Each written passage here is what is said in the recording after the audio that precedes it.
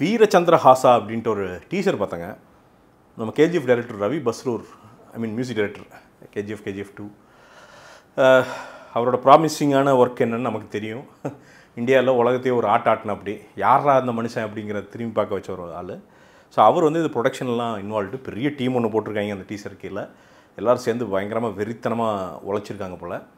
Teaser பார்க்குறப்ப நமக்கு ஒன்று தான் புரியுது, என்னென்னா கண்டாரா அந்த வைப்பு, அந்த அந்த அந்த நேட்டிவாக அந்த ஊர், அந்த தெய்வங்கள், சிறு தெய்வங்கள் இருக்குல்ல, அந்த சிறு தெய்வங்களை போற்றி ஒரு விஷயம் இருக்குல்ல.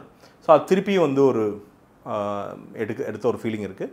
ரொம்ப இன்டென்ஸாக பண்ணியிருக்காங்க. பட் டீசரில் நம்மளால் வந்து பெருசாக டீகோட் பண்ணி இதுக்குள்ளே என்ன இருக்குது அப்படின்னு தெரில. எனக்கு என்னென்னா தமிழில் கொஞ்சம் டப் பண்ணி ஏதாவது விட்டுருந்தாங்கன்னா சூப்பராக இருந்திருக்கும். பட் ஐ ஹோப் அது ட்ரெய்லரில் பண்ணுவாங்க அப்படின்னு நினைக்கிறேன். ஏன்னா இன்றைக்கி வந்து என்னென்னா லாங்குவேஜ் பேரியர் எல்லாமே கடந்துருச்சு. கன்னடா படம், தெலுங்கு படம், தமிழ் படம், மலையாள படம் அப்படிங்கிறதுலாம் இல்லை. நல்ல படமாக இருந்தால் அது எந்த படமாக இருந்தாலும் யாருனாலும் செலிப்ரேட் பண்ணுறோம் இந்தியாவில். ஸோ கந்தாராலாம் அதுக்கு ஒரு பெரிய எக்ஸாம்பிள். அது 16-20 கோடியில் பண்ணி 300 கோடிக்கு மேலே கலெக்ஷன் ஆச்சு. ஸோ அந்த மேஜிக் இந்த படம் பண்ணுதுன்னா சூப்பர். ஏன்னா கன்னடா ஃபிலிம் இண்டஸ்ட்ரிக்கு இந்த மாதிரி மண் சார்ந்த படங்கள் வந்து அந்த இண்டஸ்ட்ரிக்கு வந்து தேவை. அது வளர்ந்துட்டுருக்கிற ஒரு இண்டஸ்ட்ரி. அடுத்த லெவல் போயிட்டே இருக்குது. அப்படிங்கிறப்போ இது ஒரு பார்க்குறதுக்கு நல்லா இருக்குது. நீங்களும் ஒரு தடவை பாருங்கள், டிஸ்கிரிப்ஷனில் வேணால் லிங்க் விட்டுருக்கேன், பாருங்கள். பார்த்துட்டு எப்படி இருக்குது அப்படின்னு சொல்கிறீங்க.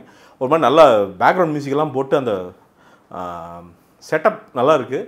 ஏதோ ஒன்று ஒரு வரலாற்றை ஏதோ ஒன்று சொல்ல வர்றாங்க. என்ன அப்படிங்கிறது எனக்கு பெருசாக தெரியல. ஐ ஹோப் அது நல்லா இருக்கும்னு நான் நம்புகிறேன்.